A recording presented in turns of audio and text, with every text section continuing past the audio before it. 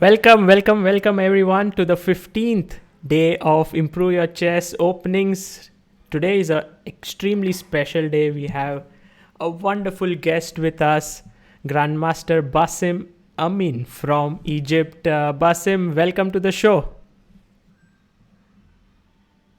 Uh, Thank you. Thank you. Happy Bassem, to be here with all it's of you. incredible to have you. You know, we are discussing the Rui Lopez Breyer, and we have the biggest expert in the world who is with us. So it's a great privilege to have you.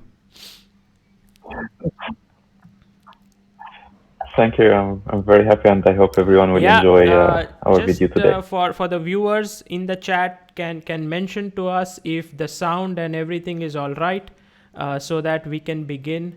Please let us know so that we can begin with the session, and I can also introduce Basim well to all of you. Okay.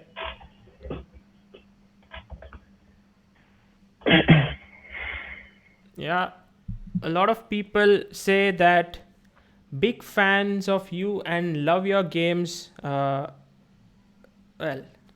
that's wonderful. Yeah, everything is good. If you are feel having some kind of a lag, then just refresh your video, and I think it should be okay. Great. All right. So, guys, I should tell you a bit about Basim. He is a phenomenal chess player. He is the first African Arab chess player to ever cross 2700 ELO, which is in itself a brilliant feat. But as if it was not enough to be a great chess player, he's also a doctor. He's also studied medicine, and he is a thorough gentleman, and I respect him a lot as a person. Basim, first of all, before we go to the opening, tell us how are you able to do so much in your in your life? Okay, first, thank you so much for all your words, and I'm really happy to be with you here in this great YouTube channel, chessbaseindia, which I think is one of the best things that recently happened in the chess world. I mean, launching chessbaseindia page and site and YouTube channel has been great, not just for Indian players, but for chess players all over the world. You have great content, and I enjoy watching everything you make, all the reports, and you did great job and great effort. Thank So you. I'm very happy to be here with you today.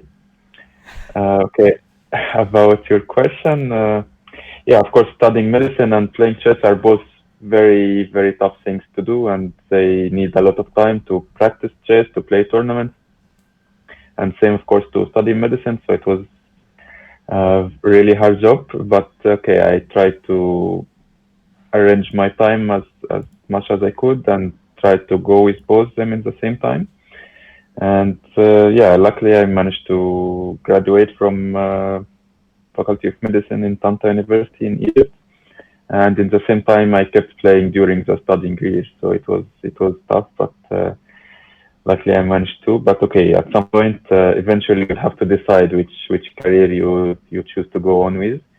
And for me, okay, after I finished, I graduated, I joined army, and then after army service in 2016, I had to choose, and I chose chess back then. So since March 2016, I've been Okay, playing chess fantastic. professionally till now. Basim, I just have to check a bit on the audio because people are saying that there is a slight issue with the lip sync, your audio. So I'll just have a. 2016, I had to choose, and I chose chess Okay. back then. So since March 2000.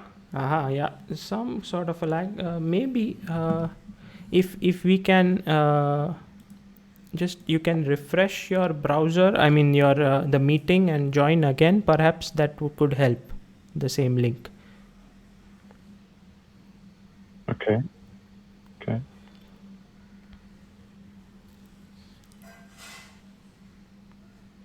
I'm just trying to get everything in order before.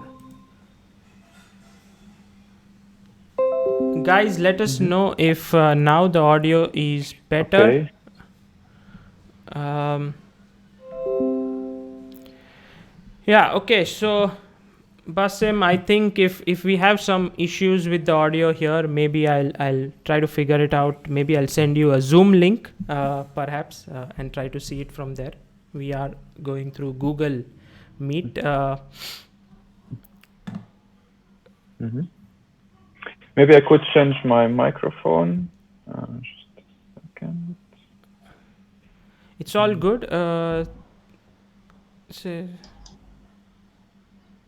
Is it Oh, it's is it much better better. now It's much or better. it's worse? It's wonderful. I can hear you Should very I well. back? Okay. Okay, good. Okay, so we'll wait for the chat to give us feedback if the sound and everything is okay. Everyone says let Bassem speak a bit so they can know how it is. So Bassem, can you say a few words about one second? I don't want you to talk about Breyer first until we get everything in order. So one second. Okay. Let me do a small little thing if I can.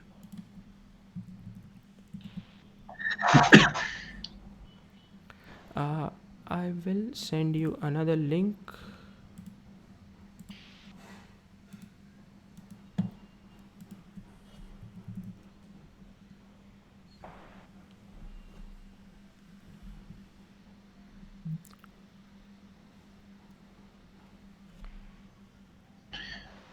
Okay, maybe we can talk about the next tournament next Friday. The World Stars You're organized playing by there? Sharjah Chess Club. Yes. Okay, it's 6 players, double round robin. Hari Krishna will be playing, and Mamed Yarov, Kazem Tsahanov, Wojtaszek, and then Salim Saleh and It's a myself. tremendous event. Yeah. Yeah, it will be a very strong tournament. Okay. So it means people are saying there is still a lag. So I have sent you a link on Facebook for this. If you can just check.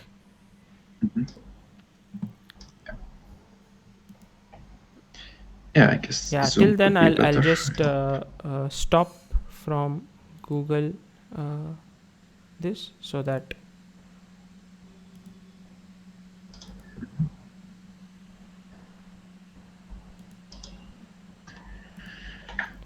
Okay, guys, please bear with us to fix these small technical issues. Always some issues when you do it online, different time zones, different internets. It's always a problem, but I think we'll get over this. Stay with us.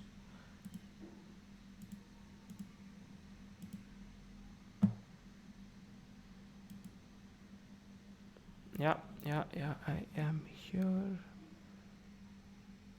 Okay, Bassem, this should Hello. be better. I think here there is some kind.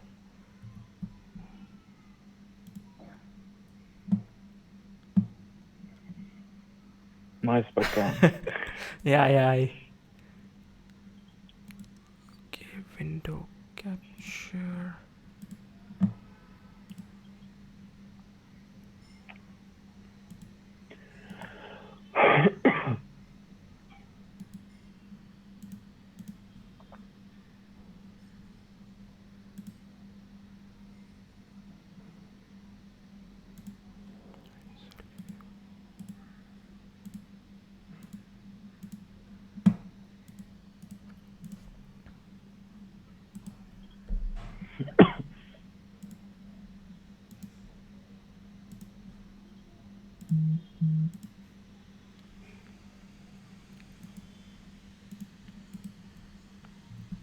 No.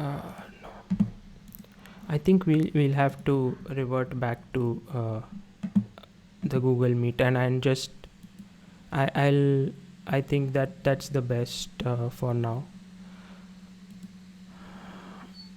Yeah, Zoom is somehow not Zoom is not working good. working well. So I'll send you the link again if you can just join in.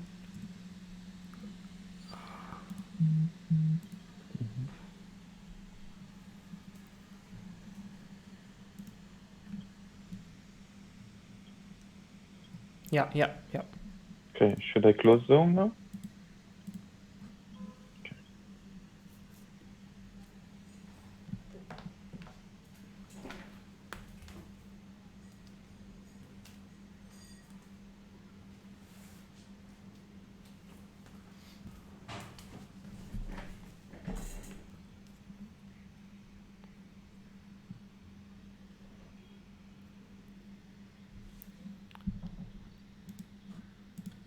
Okay.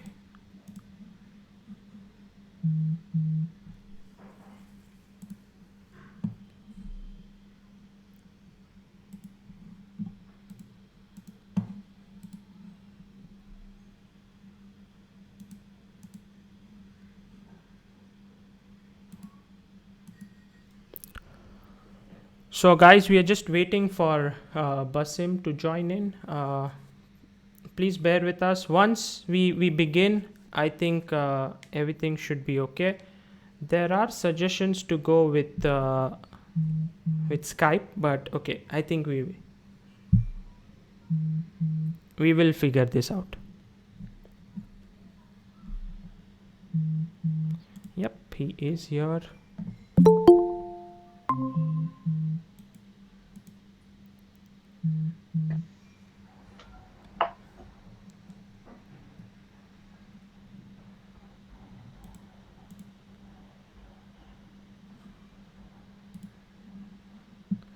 Bassem, maybe you need to turn on your camera.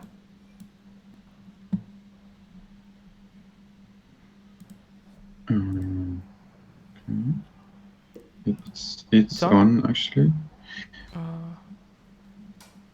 If you can just It's go in supposed the to be on, settings yeah. and check once. Okay.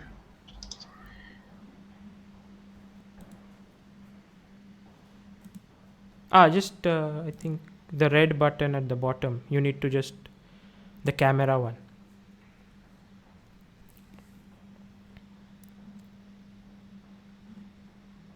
Okay. Still nothing. Yeah. Now Okay. Yeah.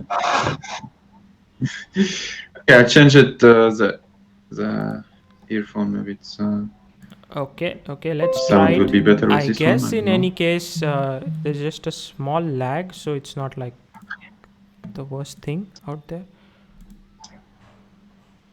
But still, we would love if everything is just precise. And yeah, let me get Bassem on the screen properly.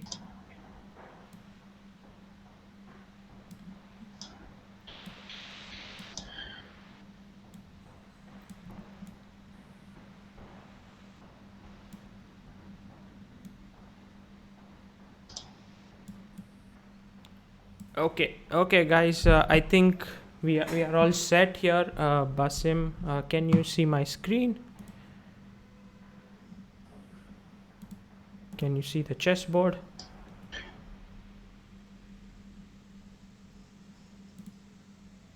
I can't hear you. I think your audio is out.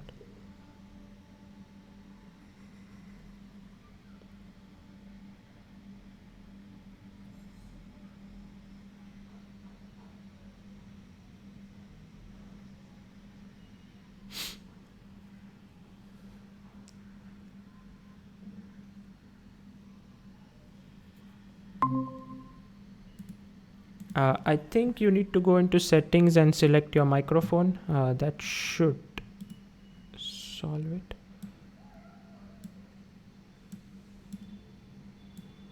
Yeah, now I can hear you.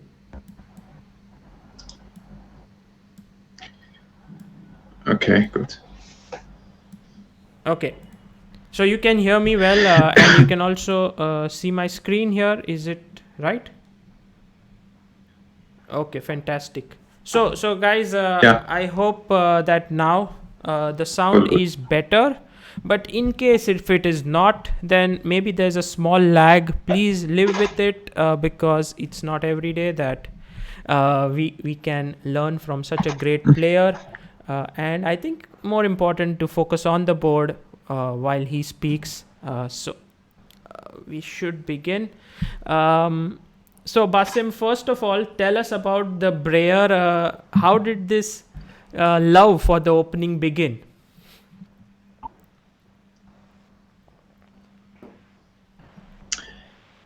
Okay, I think I started playing maybe in 2006 or 2007.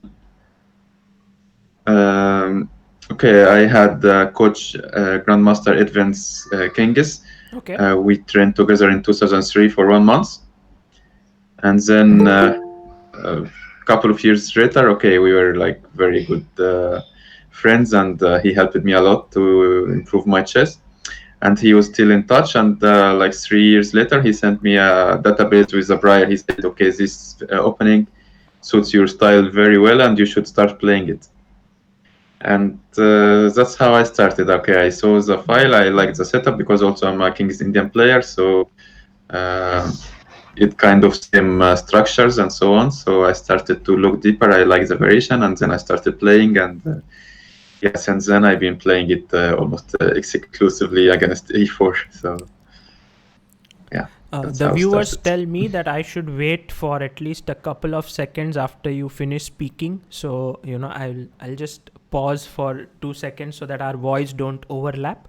I must tell everyone that Basim has played not just played games against Carlsen, MVL, Anand, Wesley So, and so on. He's actually played the Breyer against all these players. So when I searched for his games, I found that he's played the Breyer against Carlsen, MVL, Anand, So, Giri, Hari Krishna, Topalo, Adams, Short.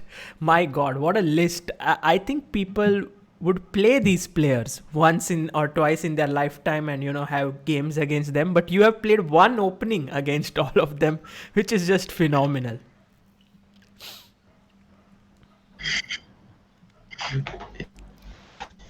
Yeah, I play same opening against everyone, so this is kind of a problem and a good thing, both good and bad in a way. So yeah, we'll talk about that more now during the games. Let's begin. I think it would be very ideal that we are on Chess India, and to start the session with a game of Vishy Anand. Yeah.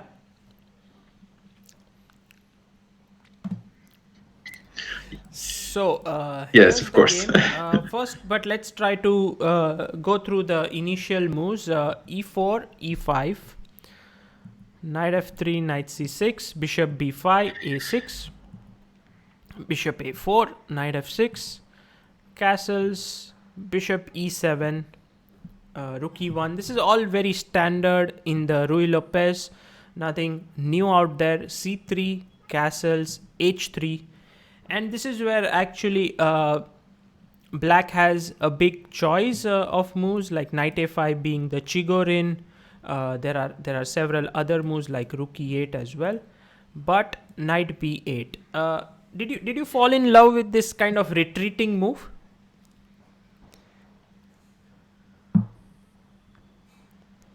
Yeah, first of all, yeah, if you don't know the variation, you say, oh, what is this weird move? Yeah, but then, okay, once you get to know the ideas of the position, this is really interesting. And what would you say is the main idea? Like for me, the understanding is that the knight was kind of misplaced here, so it would be placed better on d7, and then you have the c pawn free to move.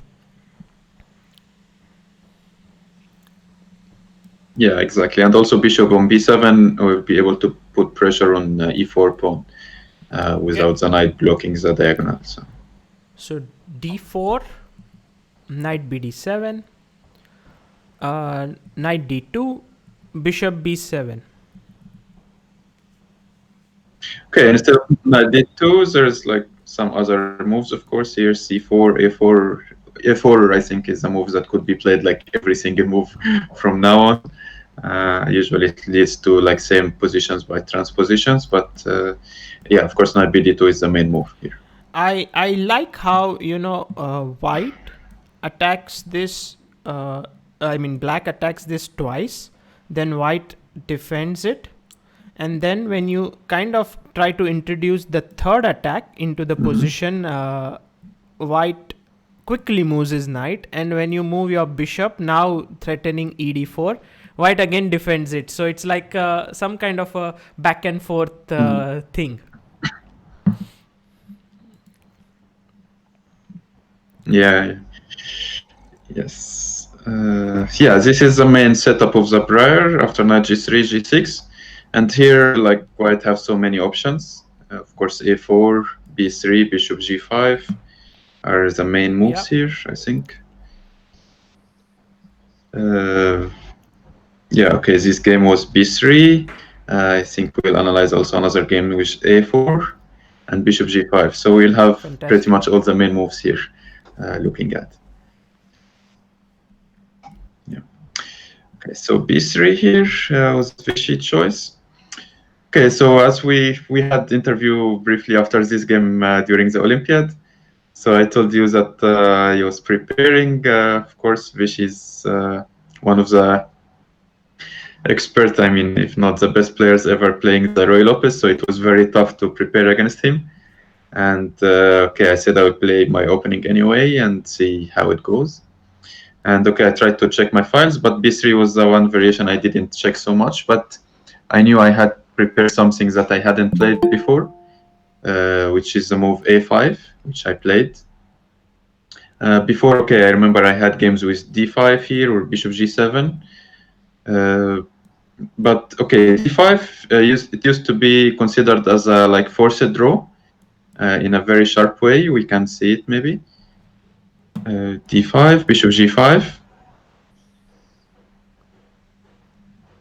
h6, bishop h4, g5, knight g5, take, take, ed4. And here white plays e5, very important strong move. Rook e5, take, take, and cd4 here. And okay, it used to be like some repetition after some moves, but okay, with engines getting stronger, it proves that white have very strong attack here, and white has advantage here. So basically stopped playing this variation, and d5 immediately proved not to be so great. So here, okay, I switched to a5, and okay, of course here white has many moves. A4 and A3 both are moves. Bishop G5, of course. Bishop D3. So so many options. Okay, basically black idea of with A5 is to play B4 to weaken white center, of course, because then D4 pawn will not be protected by a pawn. So then we could take on D4 with Bishop G7 to follow. So white idea here, Vichy played A3. Which he played also a bit fast.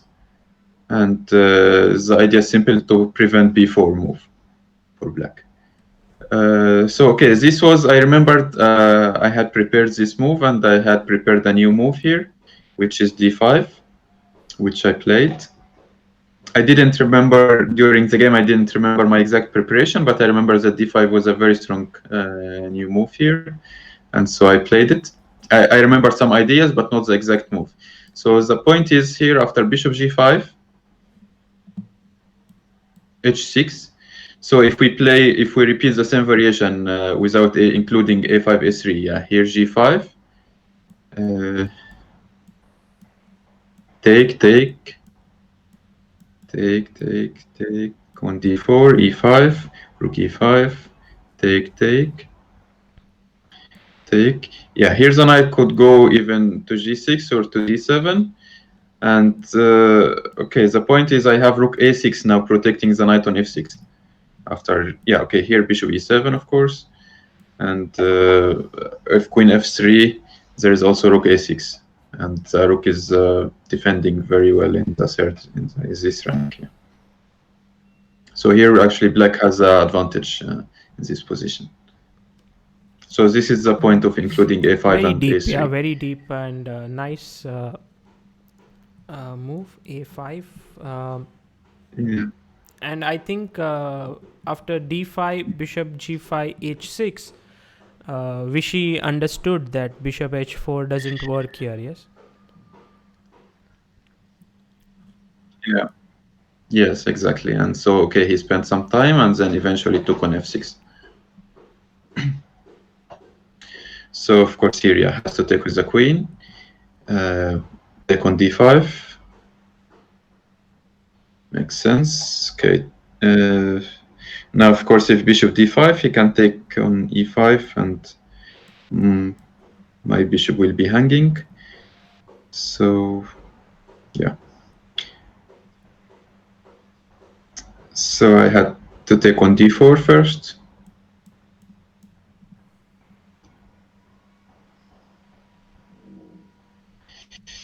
Yes.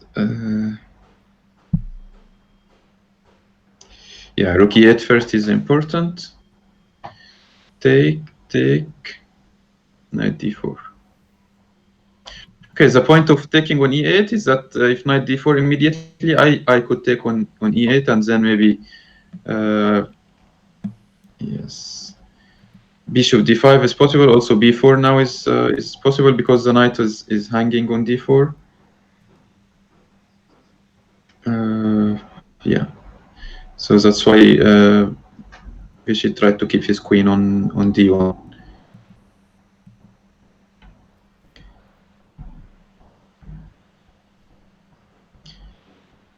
Yeah, after knight d4 here, of course, if I take on d5, then b5 pawn is hanging. So here b4 was a very good move. Was this still your preparation, maybe? The point is, no, I hadn't prepared this variation. Okay, I said after h6, I mainly focused on bishop h4 because it's a more tricky one. But bishop f6, I mean, it's okay. I saw evaluation, black is okay. So I said, okay, Yeah. I should be able to figure this out over the board at least. So yeah, here b4, and the moves, okay, are not that difficult. So you just need some calculation not to blunder anything, and then yeah, you should be able to find the moves. Yeah, b4 is strong here because the point of, okay, c4 or cb4 is then I have bishop g7, and of course the knight is pinned, and okay, yeah, white would be in some troubles here. And yeah, here Vishy played knight e4. And okay, here I played the human move, of course, queen b6. But okay, computers gives incredible move here. Okay, which is the move that gives black slight advantage here. But yeah, I think no, not this. Okay, here he is. Wow. Okay, it's queen h8 here, which is incredible move. Yeah. Yeah, simply to play bishop g7 and increase the pressure on the diagonal. So yeah, white has to play rook a7 here and bishop d5. Rook c7 and just knight b6. And okay, black pieces are so active with the two bishops. And okay, the knight on e4 is under attack. C3 pawn could be taken. If the knight moves, okay, I could also start with queen e5 or bishop d6, and then win the c3 pawn. So black gets some decent advantage here. But okay, this was so deep to play over the board, I would say. And yeah, I played the normal human move, queen b6, which is still okay, but only for equality, not more. Which for me, against Vishy, was not a bad thing to play for. Okay, here he played knight c6. Okay, first of all, yeah, okay. After knight c6, first you say, okay, this is my pawn back, so let's take it. Bishop c6.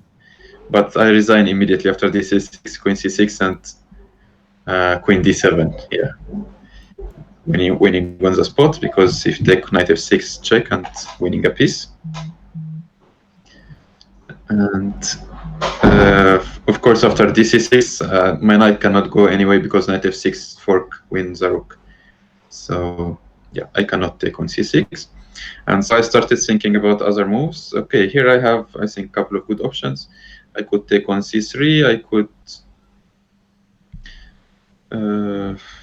yeah, I could play, yeah, or f5, which is what I eventually choose. I thought f5 is the most direct way and forced way also to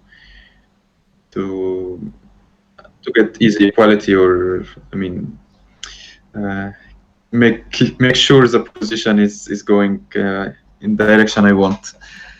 Because okay, f5, he has to go with knight d2, and yeah, now bishop c6.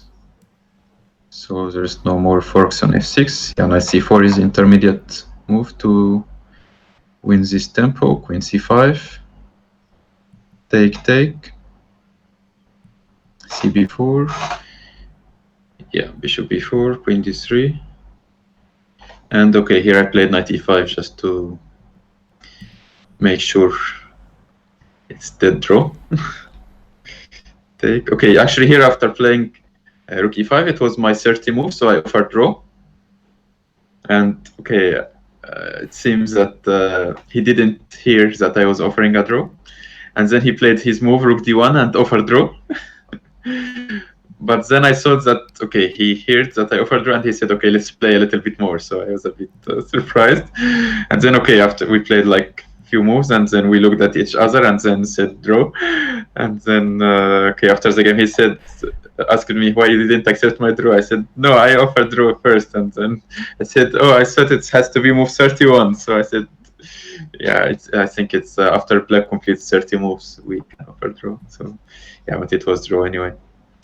So yeah, it was a good draw for me, of course, and it was a very good Olympiad actually for the Egyptian team. We won a gold medal for category B, and I think I scored 8 out of 11 on board one with a very good performance and many good results. So yeah, that's why this game is also a very special game for me. Fantastic. I mean, what a game it was, and drawing against Vichy with such ease, like absolutely giving him no chances. It shows not only the power of your play but also of the opening, because I think Vichy being such a tremendously well prepared player, he couldn't get anything. So that's simply fantastic. Basim, this is going so well because of the lag in the audio. I have stopped talking a bit, like usually I talk a lot, but because I don't want our audio to overlap, it's like I am just nodding and trying to understand, and you are the one who's doing the talking, and it's so wonderful. So please continue doing that, and I'm learning a lot, and I'm also enjoying.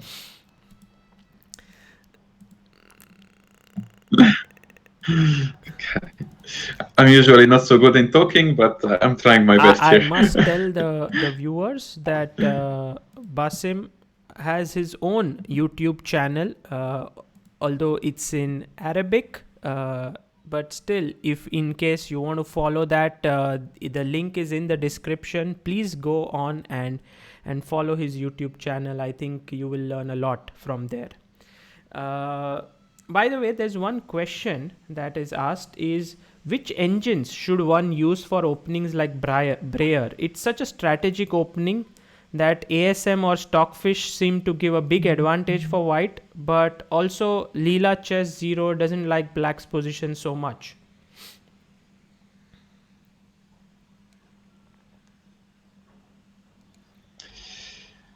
Yeah, I think all engines kind of struggle with these structures, like King's Indian structures and this Breyer structure. It's a bit similar.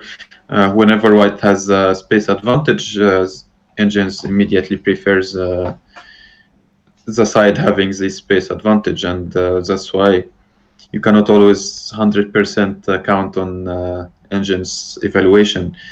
Uh, and this is kind of what I like about these openings, that even if people using engines so much, you still have your chance to create something that will surprise your opponents. Yeah, because like a move like a5 could be at first engines like doesn't like it, but with time and if you go deeper, you could find very good ideas there. And yeah, this could be used in your favor in a way. Okay, so that's great. Thank you for that answer. I think it was useful because these days a lot of people just follow the engine evaluation. They press space bar and then they get the moves. But Breyer is maybe a bit like synthesis of human thinking plus engine evaluations, and you need to direct the engine at every given point. So yeah, thanks for that. Okay, we we move on to the Okay, so second to the game, second and this one is against another legendary chess player. This time it's the English number one for many years, Michael Adams, and this was played just over a year ago in March 2019 in World Team Championship, and Basim actually beat Adams. I mean, such a solid player. I think it's very difficult to beat Adams, and you beat him in the Breyer. So tell us a bit about that.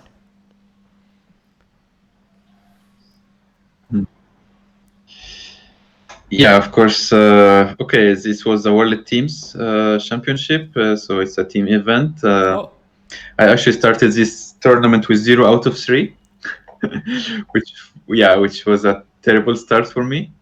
But okay, it's a very tough tournament. Of course, I was playing board one, so it's all like 27 players above, and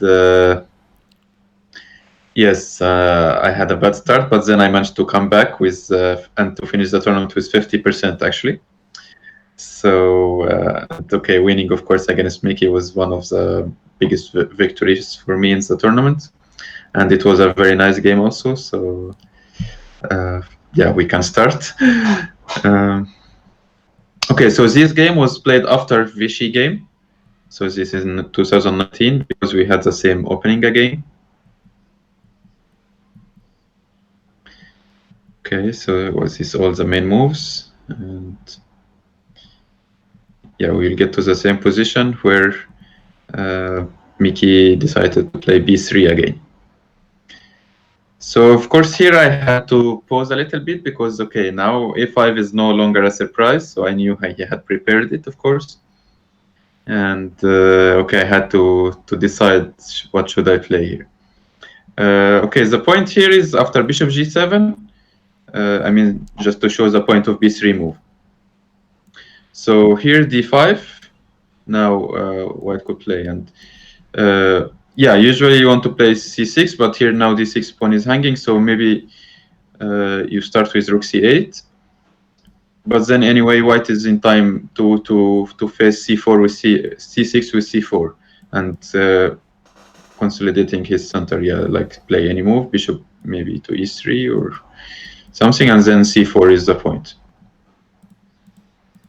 And then yeah, white keeps his center and space advantage here. So yeah. So it's just okay. Then after some thinking, I said, okay, I'll play a5 anyway and see what he has prepared, which is the case of in most of my games actually, facing people preparation. So okay, he went for the other main line here, which is a4, and now b4 again. Continue with my idea, take, and bishop b2 was his preparation. Okay, here I played bishop h6, which is a good move, I think. Okay, using the fact that his bishop is no longer in that diagonal, and trying to prevent his rook from playing on c1, preventing queen d2 also. So I think it's a very useful move. And also in a couple of moves, we'll see more ideas of this move. So, okay, for now he took on e5, take on d5, and queen e2. Okay, simply trying to play rook a d1, and then all his pieces will be on play, and he's putting more pressure on e5 pawn. So first I removed my queen from the file, queen e7. Okay, he played bishop d3, which is a typical move here. He wants to put his bishop on c4 or b5. Yeah, to put more pressure. Okay, typical idea here for white is to play like bishop b5 first to force c6, and then go back to c4, because then my bishop on b7 is blocked. Yes. Yeah, so after bishop d3 here I played, I think, a quite good move, which is also a typical idea in this structure, is bishop f4. So this move I think is very good because first it protects e5 pawn, and also it puts pressure on g3 knight, and then of course e4 pawn. If the bishop moves, then I can always take on g3 and take on e4. Yeah, it seems like here black has some trumps of his own. White also has this passed pawn on a4, so it's a very complex position positionally. Yeah, like a lot of things going on.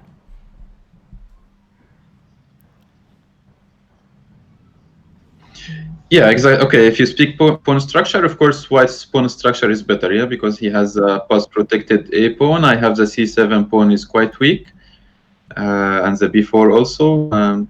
E5 could be a problem, so I have some weaknesses, but okay, for now it's well protected, and he cannot really attack c7 because my bishop on f4 is preventing rook c1. Also, his e4 pawn could be an issue, and if I manage to play knight c5, I think it will be very good for black. So yeah, both has weaknesses, both has strong points. So yeah, it's that's why I like this position. Yeah, there's chances for both players. I don't like dull positions, which like no chance for anyone to do anything. But this position, just let us play. Yeah, at least have a game. So okay, here he played bishop b5. Okay, he, as we said, he wants to provoke me to play c6 to block my bishop.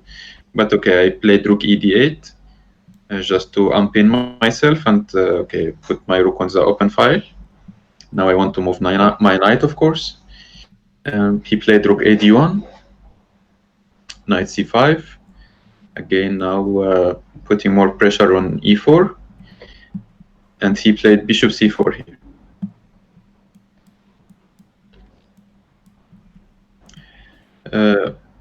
Of course, yeah, whenever I take e4, I will have issues with e5 pawn. Yeah. And now also f7 is hanging, so yeah, it will be very dangerous for me. So here I played rook d6, which is a good move, I think, after bishop c4. The point is, of course, I want to double on d file. Also, if he takes, then I can take with pawn, and then my e5 problem is no longer there, and then he will be suffering with his e4 pawn. And now I'm threatening to take maybe knight e4 immediately. Also, of course, after doubling on d file. So here he decided to play knight f1, which is practically a good move. Because, okay, it seems that if I take on e4, he just wants to play g3, attacking my bishop, and if the bishop goes, then e5 falls, and f7 will be under attack, so it will be very bad for me. But actually, I should have taken the pawn in e4, which is a fantastic move here after g3. Yes, I have a very nice move here, which, of course, I missed during the game, unfortunately. Yeah, actually, this is the kind of moves. Yes, knight h5. Yeah, kind of moves that if you had played, you would be very proud that you have found such nice move. Simply protecting the bishop. Yeah, and yeah, because if he takes, you take with knight, you take h3, you take f pawn, you win all the pawns, and his king is just bad, and you have two incredibly strong knights. The bishop on b7 now is a beast, so it will be a completely unique position for black.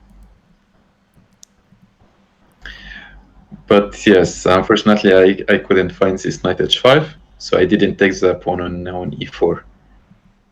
So I would say until this moment, before this move, I played, I think, all the best moves in the game so far. Okay, knight fd7 was not maybe the first, not best move, but okay, it's the second choice, I would say, because I have to protect my e5 pawn because he's threatening to play g3 anyway. So I had to protect e5 pawn. Okay, here he played knight e3, of course, which is very strong because he wants to play knight d5 now, which would be very strong. So I had to take that knight on e3, queen take, and taking on e4. Okay, now the position is so risky, of course, because okay, I have given away my dash square bishop, yeah, and he has bishop on b2. The e5 pawn is still quite weak, and of course white has a very strong compensation here for the pawn. Okay, he played a good move, I think, rook c1, because he wanted to keep his rook on e1 to be able to put more pressure on my knight on e4. Also, of course, now c7 could be hanging in so many variations. So that's why I started with c5 here. And okay, it had some trick that I was hoping he would fall for, which luckily happened, which doesn't happen so often, of course, with great players like Mickey Adams. But yeah, I think it was my lucky days then. Okay, he played a move that's okay. It was quite tempting to play queen h6. Now he's threatening rook e4 and knight g5, of course, which like almost wins on the spot.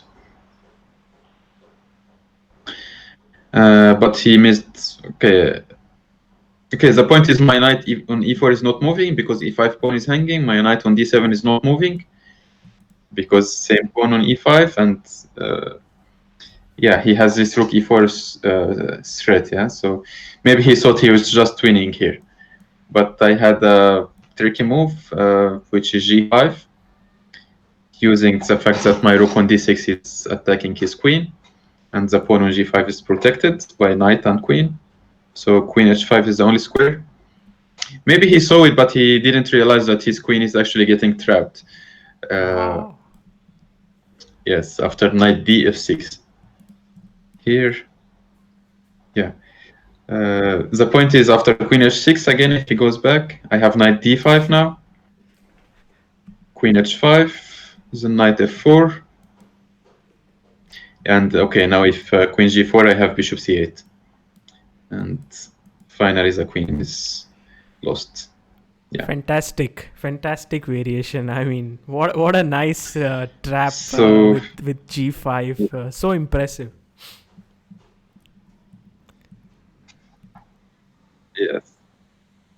Yeah. So okay, here he had to give away a piece to save his queen. Okay, take. Okay, I mean the rest was a more technical play, how to convert the piece up, but yeah, it was not so easy, of course. But yeah, I think I managed to do in a quite good way. After okay, knight e5, king f8. Okay, he had actually there's because I missed a very nice win that okay, we can continue a little bit. I remember I missed something that I was very angry with myself that I missed.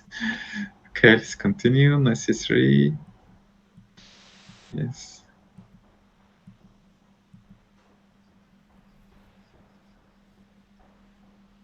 Okay, he has 2 pawns for the piece, so it's not so easy yet. Knight d5, I think was a good move. Bishop a6. King e7. Okay, check. King e7, knight b4. Yeah.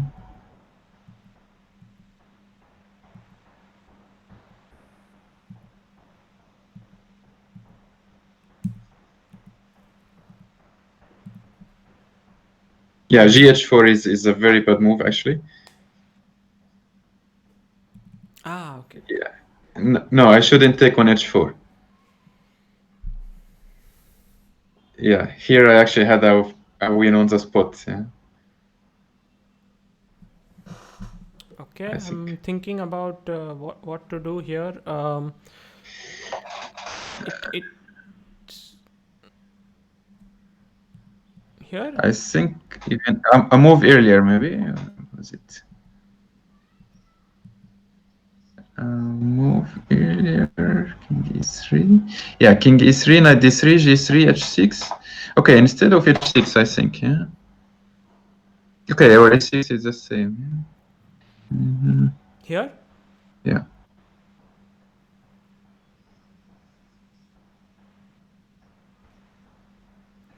Yeah, I think there was some winning here. I still don't see it.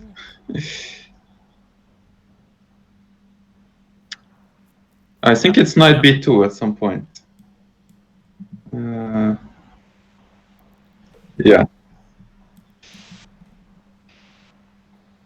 Yeah, because knight d1 is checkmate. Actually, it's not just a check; it's a checkmate. And the only way to stop it is knight f2, and then I have rook e5 check, simply winning. Because king d2, rook e2. Yeah. And yeah, of course, immediately after taking on h4, of course, I realized that I had knight b2, so I was so upset that I missed this easy move. And yeah, of course, such move gh4, that it was like the first move I played so fast in the game, you know. Yeah. But kudos to and then you start that to you regret actually converted this But okay, I endgame, which still is which managed shows to. that in spite of looking at like, oh, I missed this chance, yet you Yeah, were able to come back and convert it, which is not easy.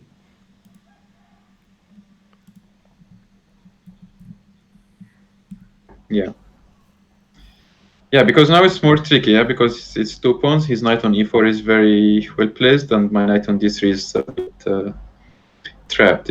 Yeah, here he went for this b4 because it seems very strong. Because if I take with knight, of course he takes c5, and then the drawing chances are very high. So I had to take with pawn. But then he activates his rook on c6. And okay, threatening bishop and pawn on h6. But then my b pawn runs very fast, and the rook b6, b2. Yeah, now the king comes. And yeah, Wow. I was just in time to finish off. Everything hangs. Yeah. He didn't want to test you checkmating him with a bishop and knight somehow, but I don't think you would even reach that because it's not easy to exchange the rooks. Yeah, because it still have a rook. Yeah, exactly. Okay, that was it's easier with the rooks.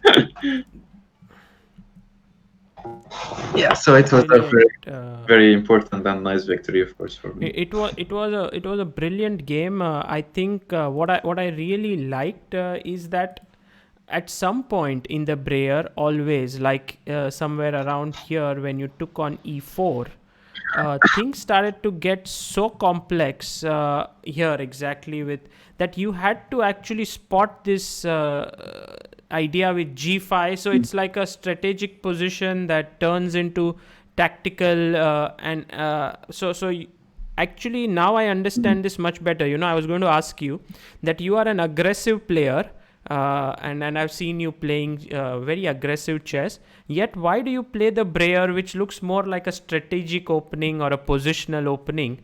But now I see, there's always a lot of tactics in the air.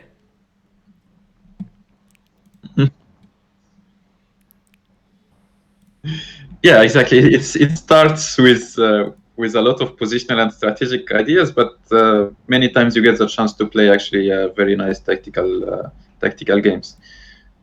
So it's the same, I think, with the King's Indian attack or defense. Even many of the positions now are tactical, but also many positional games with squares, and like you put your knight on c5 or c4 and you play positionally. So I like to have the combination of playing both strategically and before tactical at some we point. go to the next game with Ivan Saric, who's also one of the best players, like Croatia #1.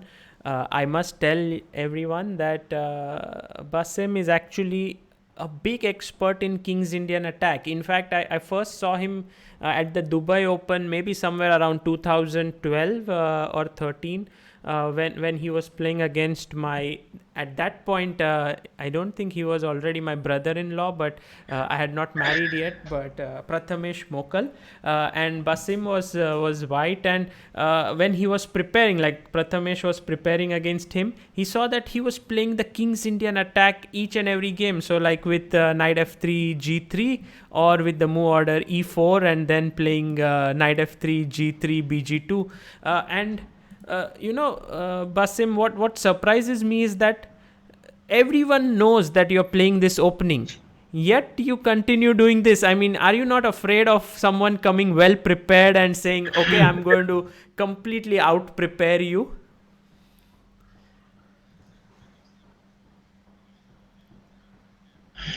I think many of them does that, but they out prepare but still not outplay. This is the most important, I think. Yeah, I think I really like the positions that's arising from this variation, and that's why I keep playing it. Of course, I try recently to add more variations, not to be at least easily prepared against, or at least to make my opponents make hard work to analyze one more variation, not just the King's Indian. And but still some variations I still just like to go for King's Indian attack no matter what. I just like show me your preparation, it's still we get an interesting game anyway, and I like the position. Even computers always give advantage for black, of course, but I still like to play it in a way. I think it's very interesting, and at some point you will start playing without the computer, so we will be just playing according to our position, understanding and experience with the position. And I had so many games there, so it helps me in a way to have an advantage over my opponent in some I position. think maybe we can expect a book or a DVD or something like this from you on the King's Indian attack in the years to come, like my best games in the King's Indian attack. Or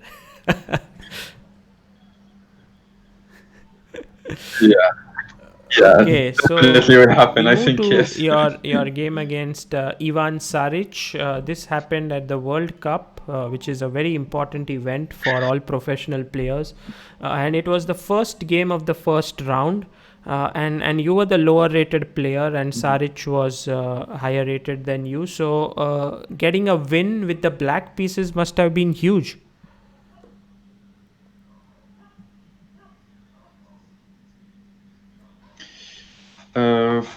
Yeah, this World Cup was very special one to me.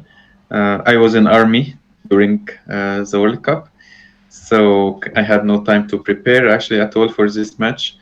I actually got my army permission to travel like a few hours before the flight, so I almost missed actually the World Cup. So I was very happy to be there, and said, now I'm there, I should try to stay as long as possible. And that's why I really wanted to win, even I had zero preparation. But yeah, I was happy to finally make it, and I think I played my best World Cup there. I won the first match against Ivan Saric, who was European champion back then, actually. And I won 2-0, which was very good. And in the second round, even I played against Yakovenko, who was 2750 back then. And he was, I think, number 15 on the world.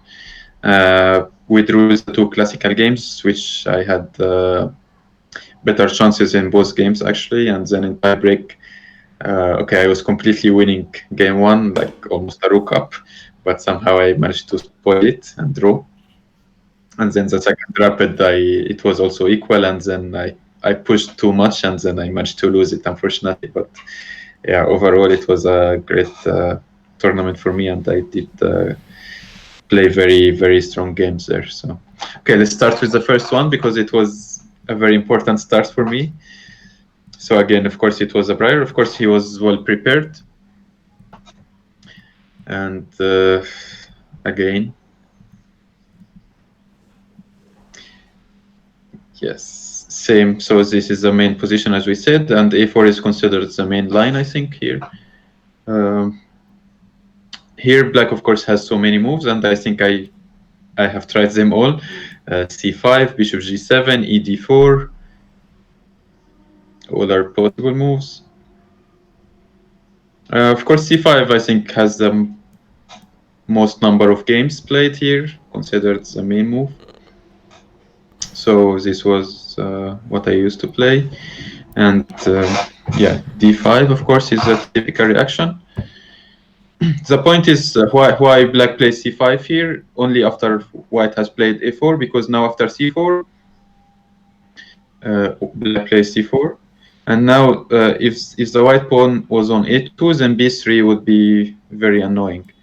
Yeah, like here, yeah, let's say if black plays c5 here, d5, c4, then b3 or b4 is possible, of course. The point, if cb3, then white can take back with the pawn and he have a very strong center.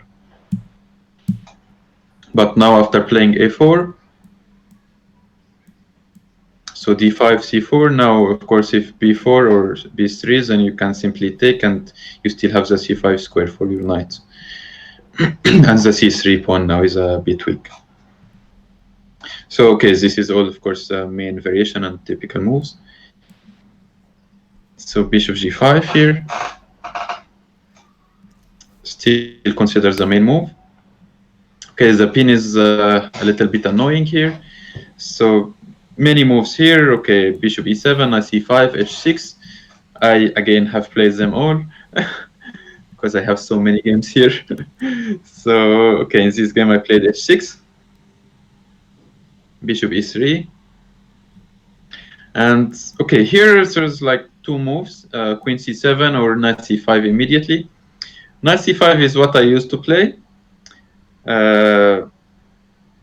or what I used to play the most here. And actually before this game I had played it also, I think, against Robin van Kampen in Reykjavik Open, I think 2013, if I'm not mistaken.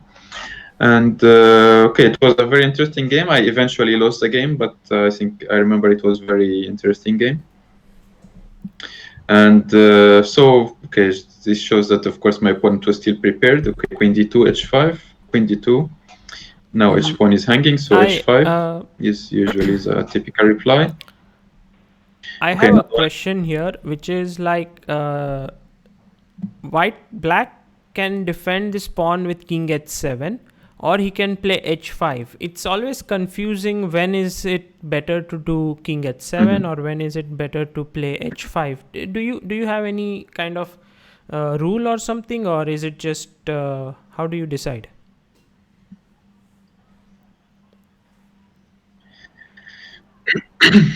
Okay, the point for white here is that he usually tries to make f4 works. And if he does, he usually gets a very good attack. Because, okay, bishop on c2, you know, also especially if you're king on h7, then there is e5 ideas at some point, yeah. And also rook of 1, then f7 is weak.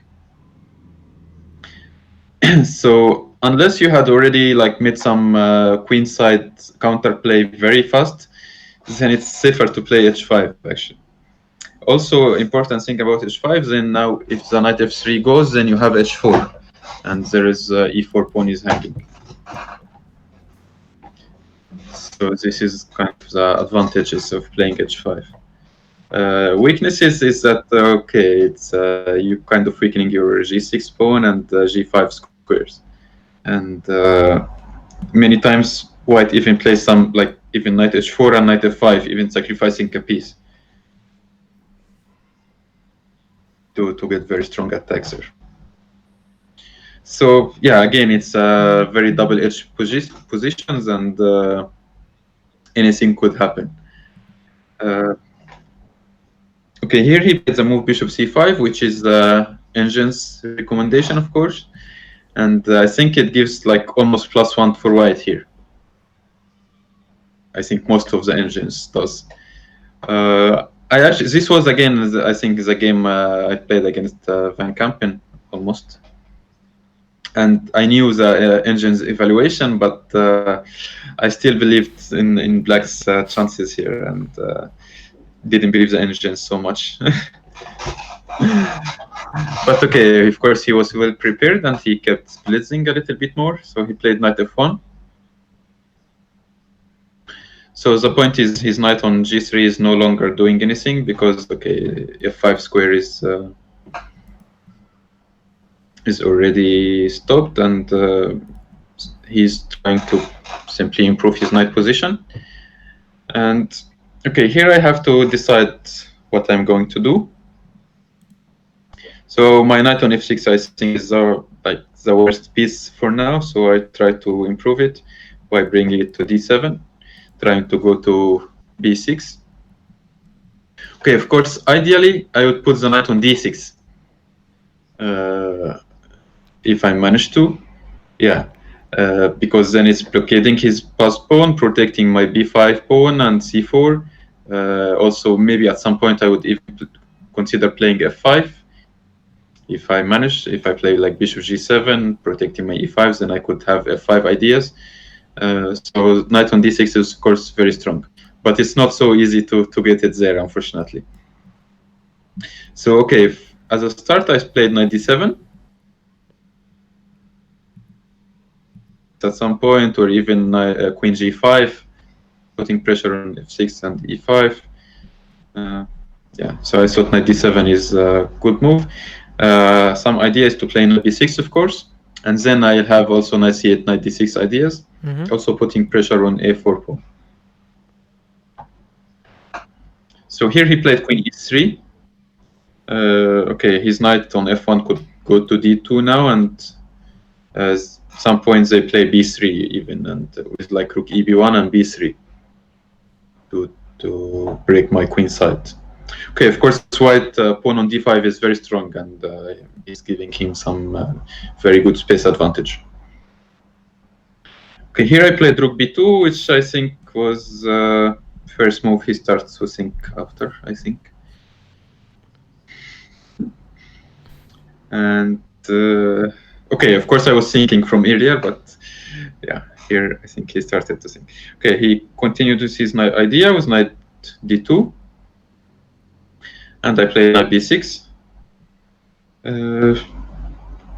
Okay, trying to decide with his pawn on a4 if he will take or no.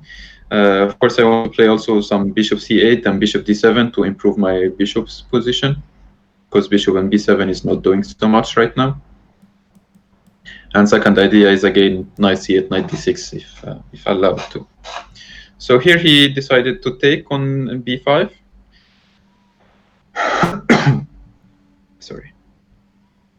To open the file for his rook, take back, and rook a2. Simply trying to double on the file and make the most of the queen side play. So here I think it was a good decision to change at least one of the rook with rook a8. So even though I'm giving the file, but still it's better to have one rook than two. So okay, double, take. I didn't take. I played queen f6 immediately, which I think is a good decision. Yeah. Yeah, the reason he played queen e1 because now if it's my move, I could take on a2 and play rook a8 again.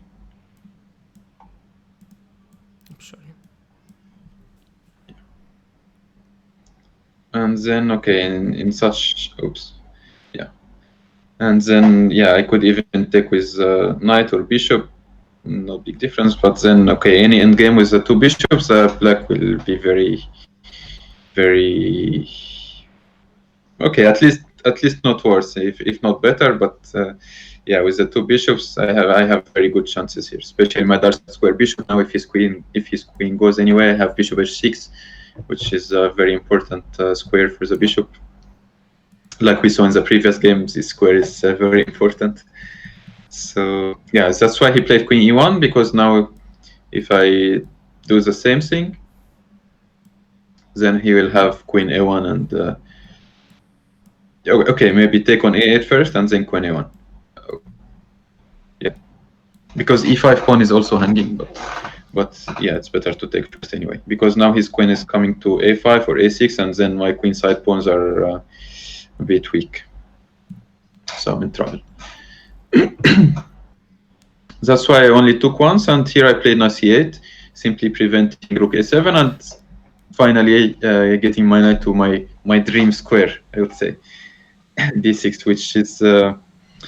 which is a dream square indeed, because it protects my bishop on b7, my pawn on b5, blocking the pawn, and then his rook on a5 is not, a file is not doing much, so it's really a perfect square. So okay, if he waits or if he does nothing, I'll simply play knight d6, bishop h6, and prepare to play f5. So he had to do something here, and so he decided to play b3. Take, of course, and okay, I still want to play knight d6, so c5 was hanging, so I pushed it first. And yeah, this was his point, because he wanted to play knight a5, of course. Attacking my bishop, because of if bishop a8, then he could have knight c4, at least, yeah. And yeah, so here, yeah, I simply continued with knight d6. I said, as long as I have this knight on d6, I'm fine, no problem. So knight b7, he took my bishop, but still, knight takes, and queen a1. Yeah, here I played queen f4. I think is a good move, activating my queen. This important diagonal. Okay, if his queen moves, like if he plays like rook a8 at some point, then I can take, and I always have queen c1 check. And yes, also now this queen f4 is preventing his knight pretty much from moving, because I have queen d2 ideas. There's also bishop c5 with pressure on f2, preventing his king from going up to h2. So yeah, I think it's a very good move. Also, I'm preparing now f5 also at some point. Could be a chance.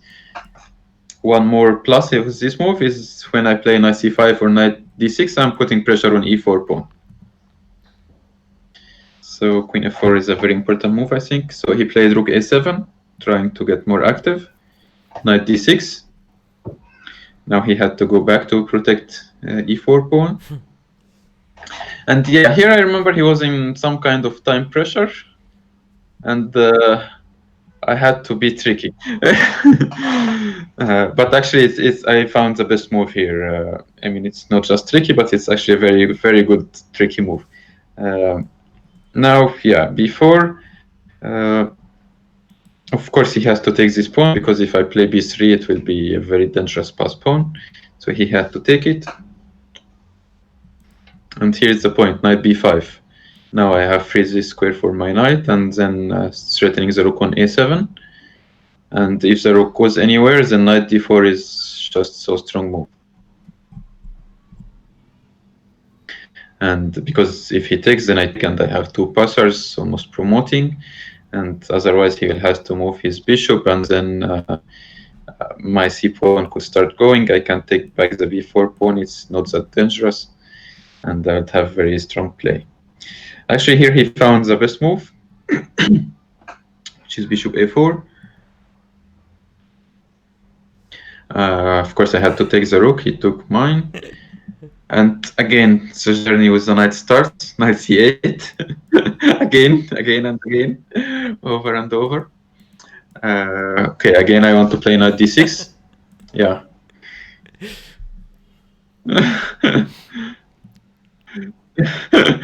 And still going, yeah. Bishop a4, knight d6 back again. Okay, the point is simple, yeah? If he plays bishop c2, then knight b5 back, yeah? What a knight, what a knight. Amazing. Yes. Yeah. So he played he played b5 instead of protecting the pawn. He decided to be more aggressive. But okay, I took on e4 anyway. And yeah, he played bishop c2. Knight d6.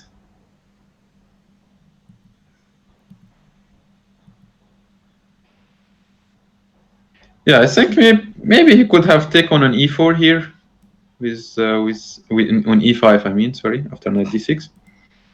Okay, of course, with the queen, I think I have queen c1. Yeah,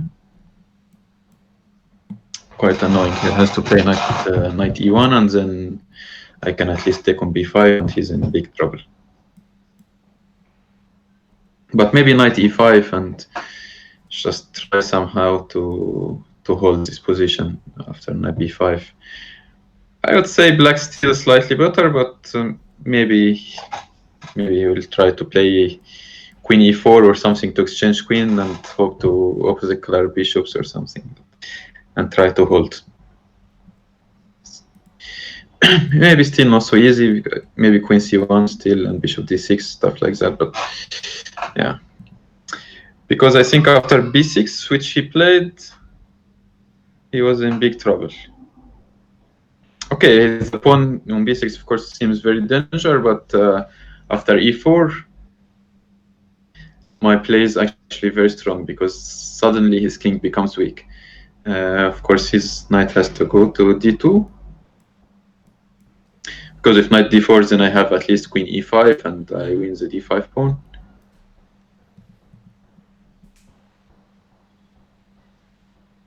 So he had to go to d2, also putting pressure on e4. So simply I protect with f5.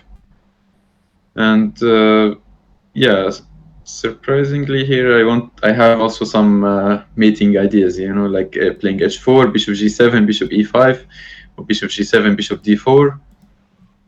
And again, my knight on d6 is like a super knight, you know, preventing the b pawn, protecting c4, you know, blocking his d pawn, doing everything possible, yeah, attacking and defending. So, yeah, as I said from the beginning, this is a dream square. So he decided, okay, to play b7 and change the b pawn for the c pawn. But still, my activities was very big. Yeah, bishop c5 is very important here. Simply putting pressure on f pawn and okay, also preventing g3, of course, because now I can take it. And yeah, so he played bishop b3. So I simply removed my king from the diagonal. Just not leave any d6 opportunity. He played queen e2, and now, okay, important move, h4. Simply fixing the king side pawns. And just waiting for the moment I manage to play bishop d6 or bishop on the diagonal, and then queen h2 will be a very, very strong threat. And okay, he played queen c2, bishop d4. Now I want to bring my knight to c5 and d3. Yeah, one problem for him is he cannot play queen d2, of course, because I think I can just take it and play e3. Maybe not e3 immediately, maybe knight c5 first. Yeah. And then, okay, if the bishop goes, then e3, and he cannot take, of course, because I take and win the knight. If the knight moves, I win f2 with check, and then knight e4 and knight g3, and yeah, could be promoting. So also e3, knight f3, I have e2. Could be a move if he plays like bishop c2 here. Then e3, knight f3, e2. I think is important. Yeah, because now he cannot stop the pawn bishop c3, and I win a piece. So yeah, he played here d6, trying to make some counterplay with this pass pawn, but okay, knight c5 anyway is so strong because now his king is weak. So bishop a2. Now, okay, I want to take the bishop because queen f2 is checkmate. He went away, and knight d3 now. And now the f2 pawn is lost. Okay, he goes d7, but it's a checkmate anyway. So knight f2. I let him promote if he wants, but yeah. Okay, there's many mates here. Yeah, knight h3 mate, knight g4 is also mate, I think. Knight g4, he takes a bishop. Yeah, no, actually, it's important not to play knight g4. Yeah, knight h3 and queen f1 and queen g1 and queen h1. Yeah.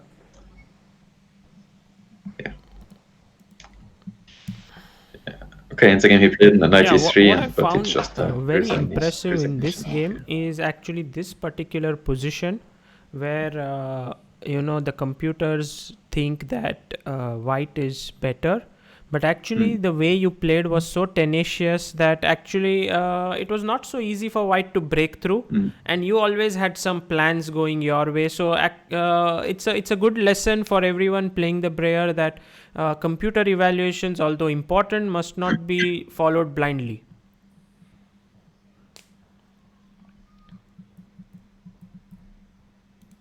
Yes, exactly. You should always have your feelings for the position. Yeah, like some position could be like better for white, but if you feel like okay, this is a kind of position you like to play, and you could play it, Okay, unless it's like +2 or something, but if it's even some points +1 could be not so accurate with computers. Any suggestions on how to build this intuition that you have in the Breyer? Is it like you just have to keep playing, or is there any material? Like I would recommend everyone to see all of your games. Maybe that is one way to build up an intuition, but would you also recommend that?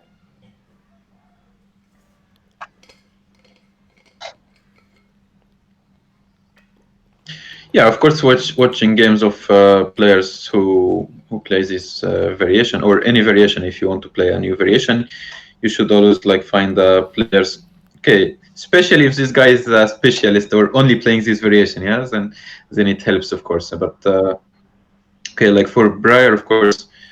Okay, I mean it's one of the main variations in Roy Lopez. So all the world champions playing. I mean Carlsen playing, Vichy playing, all strong players are playing it. So you could follow their games also, and of course, the more games you see, the more ideas you will have in the middle game, in the end game, in the structures, in typical maneuvers for white and for black, because it's also important to understand white plans so that you could be able to prevent it or be ready to prepare against it. And yeah, the more games you see, the better ideas you will have. Also, playing yourself is very important. So playing training games online on play chess is very important, and I think it helps a lot to understand the ideas of the position. Sorry if there's so yeah, also I think one of the very good players is Sashikaran. He is also one of the best players of Breyer. I mean, I saw a lot of his games, of course, during preparing many variations in the Breyer. So he's a great strategical player actually, and so this variation is, of course, this is a player to learn from. Fantastic. The Okay, Breyer, actually. we will keep these tips in mind, especially Shashikiran, who is a great Indian chess player, and also I think, as you rightly pointed out, Magnus Carlsen.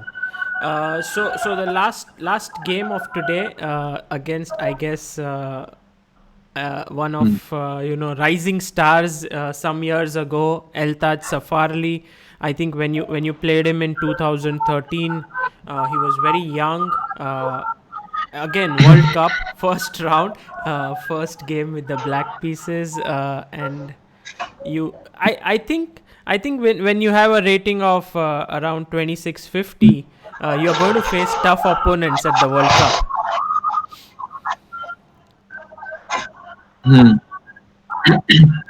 Yeah, yeah. Okay, actually 2650, you pretty much get like same level, yeah. My first two World Cups, I was 25 something, so I was always getting 27, 20 players, so it was really really tough, yeah. But the more rating you get, then you get a player more or less your same your rating. And so yeah, this match was actually very interesting. I started with a win with black, and then I lost with white, and then in the tiebreak I won first game with white, and then I lost with black. Yeah, and eventually I actually lost the match, but I mean, yeah, it was a crazy match. Safarli is Very interesting games. is a big fighter, so he never gives up.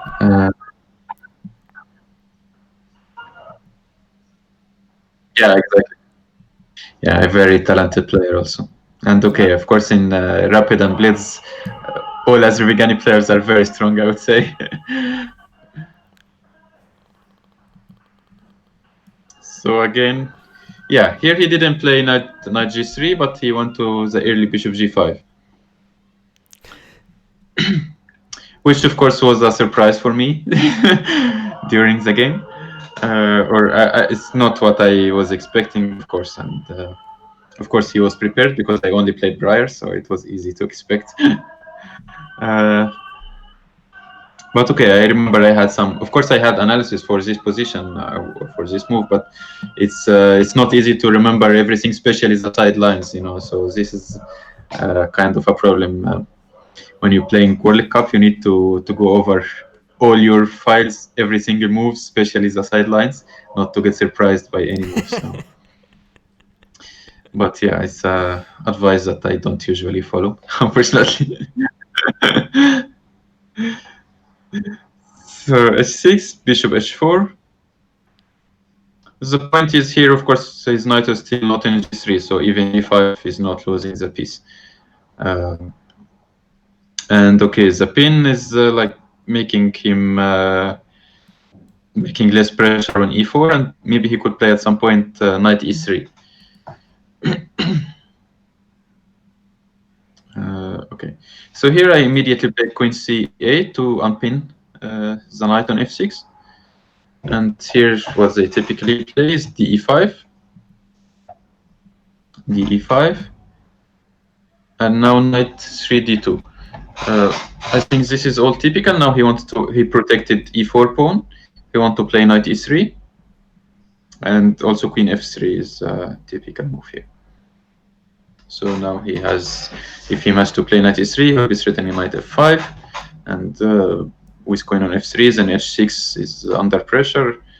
Yeah, because knight on f6, and then rook ad1. So this is mainly the white ideas. Oops. So again, I play my favorite move, I would say now, a5. And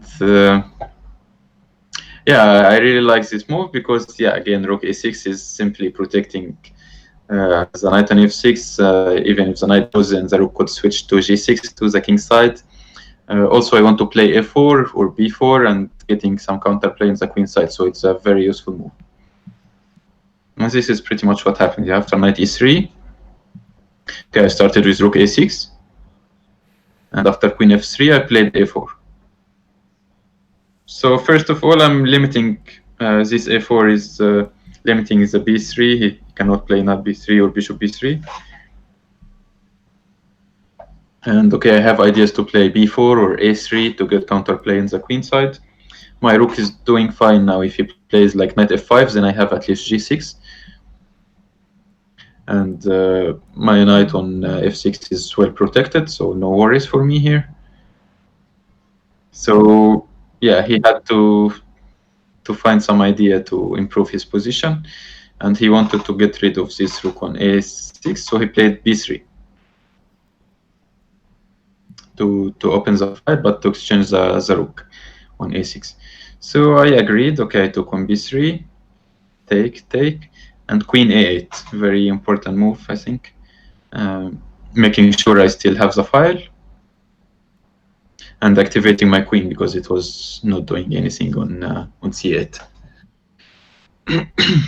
And okay, he had to take on a6, queen take, and knight d5. Okay, I think here, like in typical calculation, you say, okay, knight d5, you usually take with knight, yes? And then, okay, he maybe thought I will take with pawn, and okay, I have queen f5 threat. And if I play g6, then okay, maybe it's a bit weakening. Maybe queen g4 and or yeah, d7 is hanging, and yeah, if I move my knight, then maybe some knight e4. Okay, white gets some play, or f4, something like this. But yeah, I think after some deep calculation here, I found a very nice idea to take with bishop. And I calculated that I'm winning a pawn almost by force here. He has to take back, of course, and queen a2 is very strong.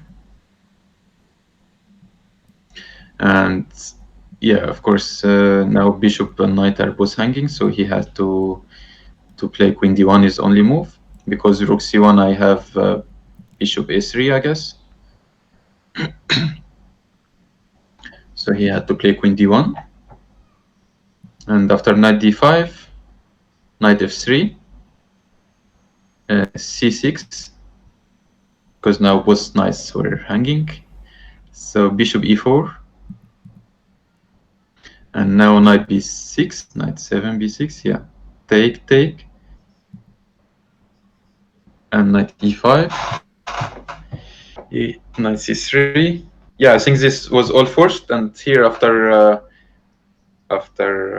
queen d7 was the tricky move here that I saw. When I saw before taking on d5, I was happy to go for this variation. Because now knight e8, okay, now the rook on e8 is hanging, f7 pawn is hanging, so it seems very, very danger for me. But actually, knight e2 is a very strong move. The point is after rook e2, which he has to play, of course. Now, if I take the rook, then he take on f7 and takes the rook back. But I have queen a1 check, and after king h2, now I take the knight on e5, and you actually simply calculated nearly 10 moves, and, yeah, like before yeah, taking basically on winning. d5 here. You saw this entire thing with bishop d5, Yeah. and then queen a2, knight d5, c6, knight b6. Yeah. Oh my god, that phenomenal. I think this can be a very good calculation exercise.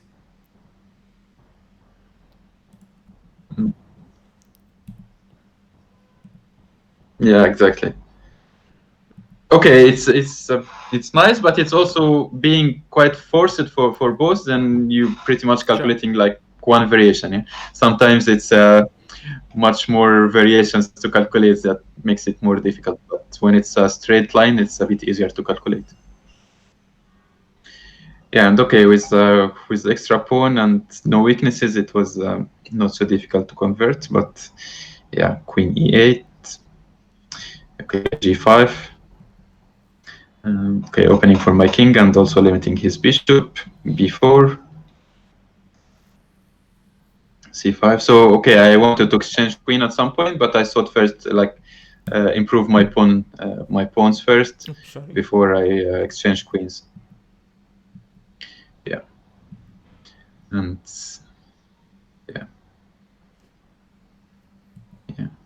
and here now c4 is of course very important. If he takes b3 and I win, so he had to bring his king.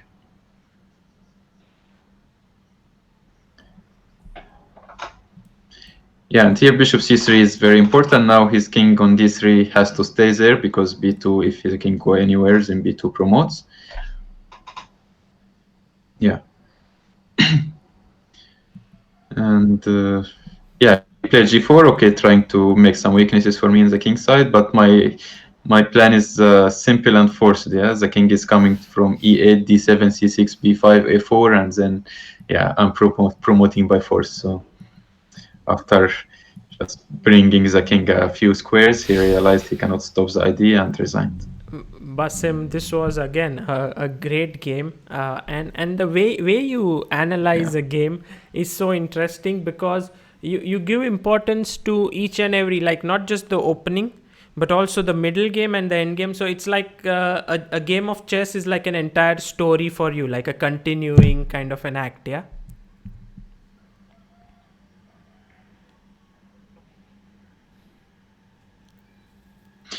Yeah, exactly. I mean, you could be very well prepared in the opening, but you just don't. You are not familiar with the ideas in the middle game, and that will not be good enough for you. You still need to play well in the middle game and end game, and this is the beauty of chess. Yeah, that. Yeah. To have a good game. And so we've seen 4 games of Bassem, and I think we've learned a lot about Breyer. Bassem, we could not be more grateful to you for coming today and sharing your knowledge with us, your valuable time. Thank you so much. On a parting note, if you had to say, for people out there who are going to watch this, not just now live but also later on, what would your advice be to learn the Breyer? Like what should they do, maybe so that they can become not as good as you perhaps, but at least somewhere close?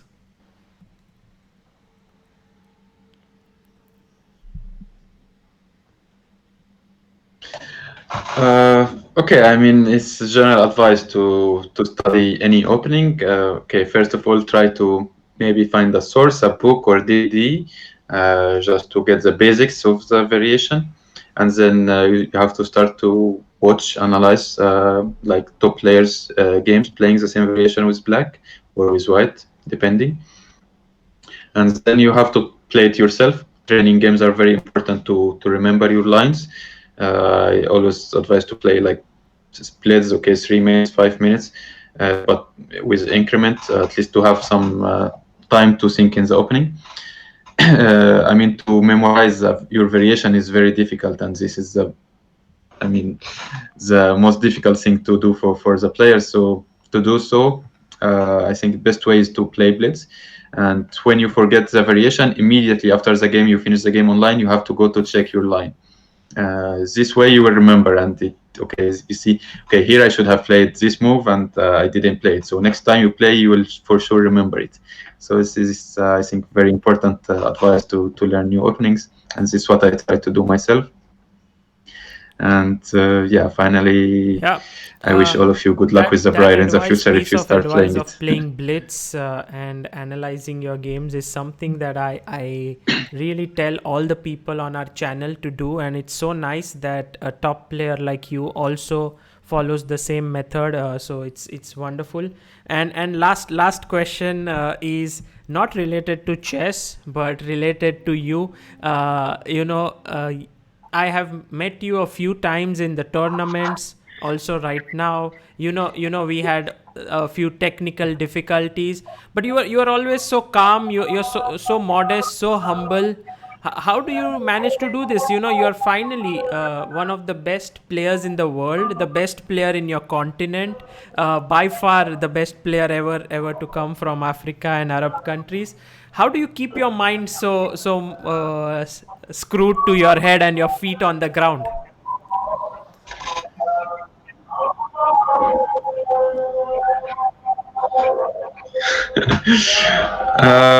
Well, I think if you still you have to feel always that you still haven't achieved enough, because if you feel that you are that great player, you will never improve, but you should always look higher, and then you will see, you haven't achieved that much yet, so you keep trying to work hard and try to achieve more.